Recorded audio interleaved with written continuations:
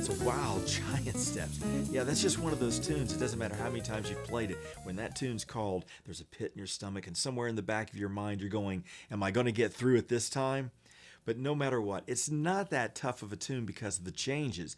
It's usually because of the tempos that we try to take it at. But regardless, that's what we're going to investigate in today's episode of The Guitar Doctor Is In.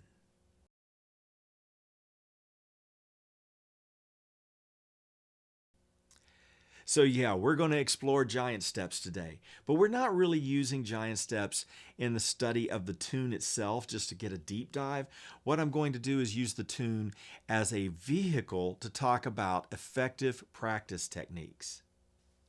What do I mean by effective practice techniques? Well, what I mean is taking your time that you're putting into your practice routine and getting the most out of it. And so today I'm going to share with you 3 avenues that I think are very effective in building your skill sets and also learning new music.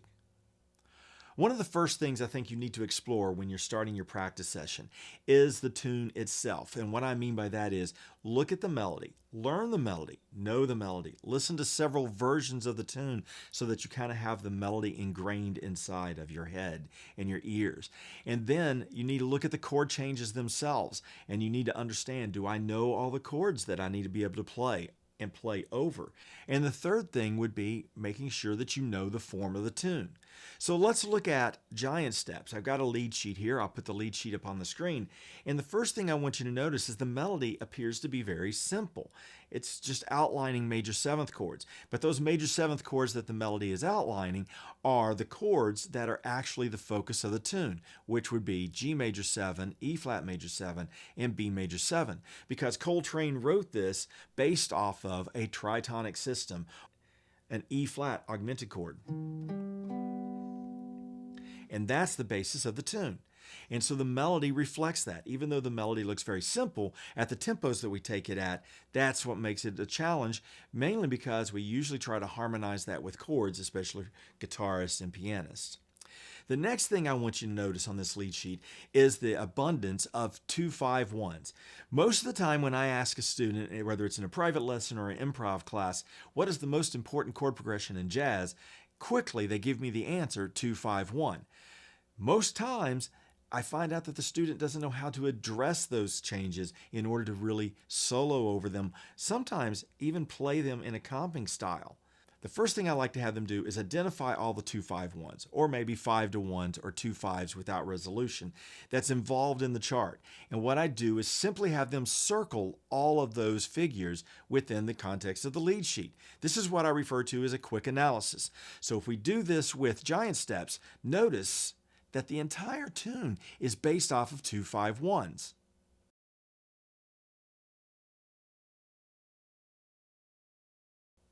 Okay, now that we've identified all the 2-5-1 progressions within the context of giant steps, the next thing is we move to phase 2, which is being able to play all the chords that are available to us. As a guitarist, that's a very important role because many times our main purpose is accompaniment. So the first thing I want to do is take the first 8 bars of giant steps and we're going to make sure that we can play the chords in a comping fashion over those changes. That's going to help us understand the form a little bit better as well, especially those first 8 measures because that's where it's the trickiest and the keys change so quickly. Now, in many cases, we may know a lot of our drop 2s and drop 3 chords, these large chord forms which is great if we know them because they're very useful and we need to be able to play those, especially if we're in like duo situations or a solo situation. But if we're playing with a band that has a bass player and maybe a pianist or even another guitarist, we've got to find our place in the sound spectrum. So one of the things I like to do is thin out the voicings, and I talked about this in a previous video where I use what I call the harmonic expansion process. And the first step to this is using what we call guide tones. And guide tones are the thirds and the sevenths of the chord. Guide tones are the most important tones because the thirds and the sevenths define the quality of the chord and the function of the chord. Now, I won't rehash everything I did in the previous video, and this is also available in my book, The Harmonic Expansion Process. But basically, I'm going to place the guide tones, or the thirds and the sevenths of the chords, on the fourth and the third string. And when I do that, that kind of puts us in the perfect place for the guitar to ring out in the mix of any kind of tune. So there's only two ways of playing that. If I'm playing A minor 7, D7, G major 7, I can play it here. Or I can play it in a higher register. And it's all dependent on where we place the root, whether the root is on the 5th string or the 6th string. Now with that in mind, we're going to apply just guide tones to the first 8 bars of Giant Steps. So it'll sound like this.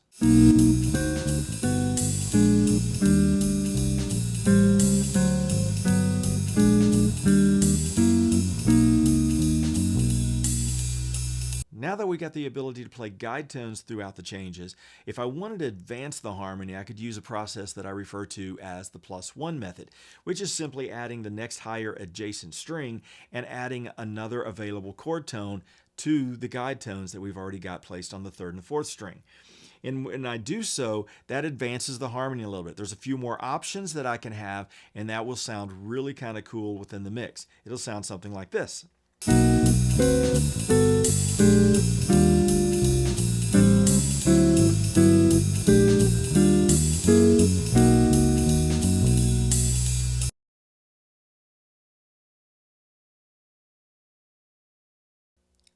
Okay, now we can play through the form of the tune.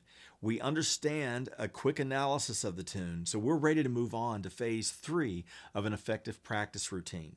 The third phase now involves soloing over top of the changes.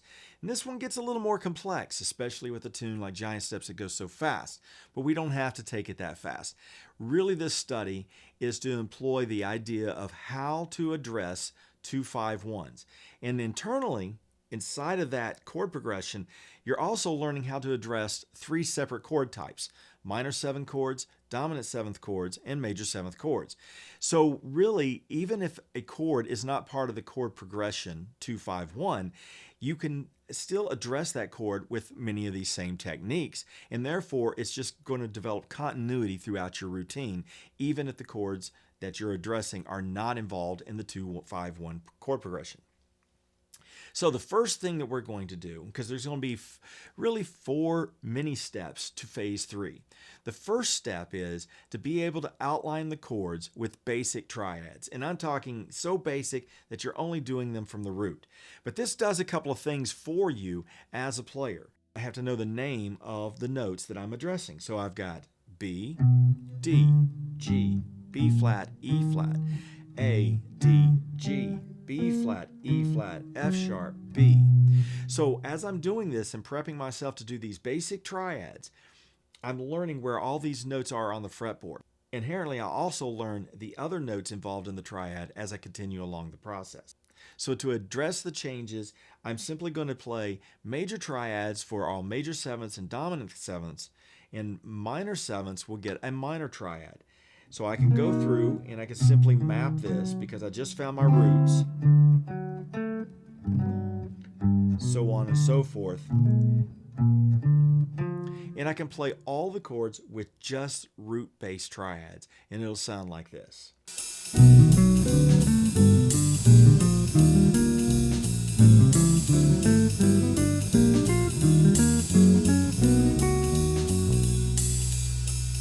Okay, now that you've got the basic triads under your hands and you're starting to learn the direction and flow of the fretboard and where you can go with the roots of those chords, now you could advance that by playing off the thirds or the fifths, and those will give you a different set of triads to perform with. And that's a great practice routine. I'm not going to go through all of that in this video, but I encourage you highly to go and find the triads that work from the thirds and the fifths of the chord as well. But what we are going to do is move to the second subset of this phase, which is going to be digital patterns. So if you sit around and you think about it for a while, you'll try to come up with different ideas that you could play over these chords as you progress. And if you will take the time to simply advance one idea with a minute change to it, that can enhance everything that you're playing much quicker than trying to just throw a lot of big ideas, a lot of runs and scales. So like with the triads, one step would be to go to the thirds and the fifths, like I just mentioned. The other would be digital patterns, which is exactly what John Coltrane did with the tune originally anyway. If you listen to his first chorus of solo, he's playing a lot of triads and he's playing digital patterns. And what a digital pattern is really adding a note to that triad, because the triad's already based off of the root third and fifth. So a digital pattern that's very commonly used is 1, 2, 3, 5. And that's working well for this major chord to outline that, which means it's going to work for any major type chord. So this major 7 or a dominant 7, that can use that figure. And if you'll notice, when I play it, the fingering is consistent. So it's very important to have consistency in the way you play as well. For the minor 7 chord, like in the case of A minor 7 in the first turnaround, then you can still play a 1, 2, flat 3, 5. And so that shape is a little bit different. You could play it very similarly to the major form that I just played and have a stretch. Whichever is most comfortable to you is what you should address. So that way now I can play through the changes with constant eighth notes even, which is great because the first one had a break because we were doing eighth quarter. But now I can have straight eighth notes. So if I put it with the changes, it'll sound like this.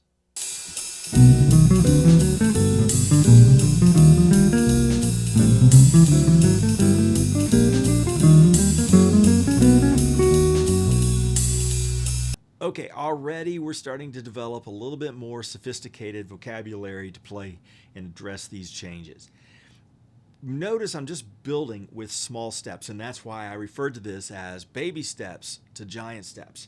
Because if you start with small elements like triads, then you add another note, which is part of a digital pattern, but it still encompasses the same triad that you were already playing, then it's not so overwhelming to try to play a set of changes, even as complex as playing through a tune like Giant Steps, which again is not really that complex of a tune, it's just fast. So again, take it at a moderate tempo. But let's move on to the third subset of the soloing idea, the soloing phase, which is going to be using something that's very common to us as guitarists, which is pentatonic scales. I think it's really important to use things that you know. Don't try to always reinvent the wheel. Use things that you know and know well. And pentatonics is one of those areas. Now what I'm going to do is I'm going to put a twist on it. And I did another video on this where I discussed substitute pentatonics. And that's exactly what I'm going to do in this case. So you'll have different pentatonics depending on the chord type. Like B major 7, I will typically play off the third of the chord to give me the 9th degree. And it just brightens it up and it has a really cool jazz sound. For dominant chords, I have a couple of different options that I'll use. I'll either play off the 3rd degree, but I'll play that minor pentatonic now with a flat 5 to get that dominant 7th involved. And that's a really cool sound. And that means there's no alterations to the chord. It's just natural 9s and natural 13s. Another option for that same non-altered dominant is moving up a perfect 5th, in this case A minor 7, or A minor pentatonic rather. And it kind of makes it sound like a sus chord because it's got the note G involved instead of the third F sharp. If I want to make an altered dominant sound, meaning I have flat fives and flat nines and sharp nines and sharp fives, if I want a darker color, then for that dominant chord I can go up a minor third and play F minor in this case. And that'll give me all the alterations to the chord. It just doesn't give me the root or the third of that chord. For minor seventh chords, like in the case of A minor, my favorite is to move up a perfect fifth. In this case, A minor, I'll move up to E, and I will play E minor pentatonic, and that'll give me the ninth for that chord. When you're playing these, it may sound a little ambiguous because now we're addressing the chords differently because there's more quartal kind of harmony or movements in fourths happening or intervals of fourths, and it's not definitive of the chord all the time. But the more you get accustomed to using this tool, it'll sound more like the changes. But with the changes behind it, it definitely works, and it allows you to use something that's common to your vocabulary. Let's check out what it sounds like in this case.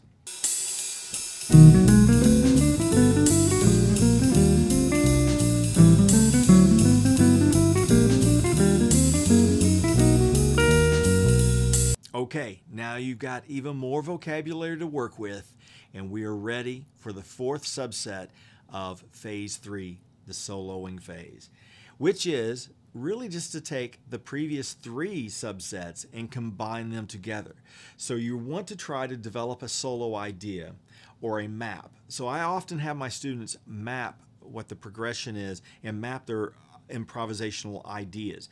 Not write them out, so to speak, not writing a solo. Although that can be effective, I want them to get it under their hands. I want them to use the fretboard knowledge that they're gaining. I want them to be creative in their mind to the best of the ability with limitations.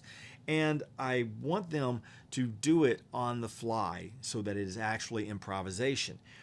But the closest we can get sometimes is making a map. So what I'll have them do is they'll just take the changes and they'll write underneath those changes what they intend to employ over that chord. So maybe they say, okay, B major 7, I'm going to do a triad. D7, maybe I'm going to do it as an altered dominant chord. So I'm going to use F minor pentatonic. So I've got B major, that was a triad, F minor 7, and I can put them right there close because I might try to voice lead them. That F sharp can resolve down a half step to F minor. So now I can have that kind of sound that is really kind of linking the two chords together. Voice leading is really important, but it takes a while, so be patient with yourself to be able to put that together that way. And then maybe I go to G major 7 and I decide I'm going to play a B minor arpeggio from the third of that chord, right? So I can do something like this now. And notice, again, I kind of voice led that into the B natural to get that.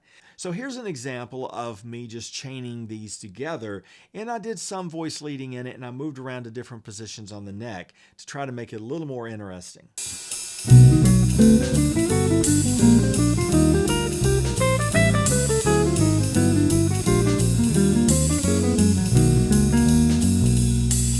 So there is still a lot of material involved in today's video. However, notice I did take baby steps to get us from the beginning to the end of what you can incorporate over playing over this particular tune.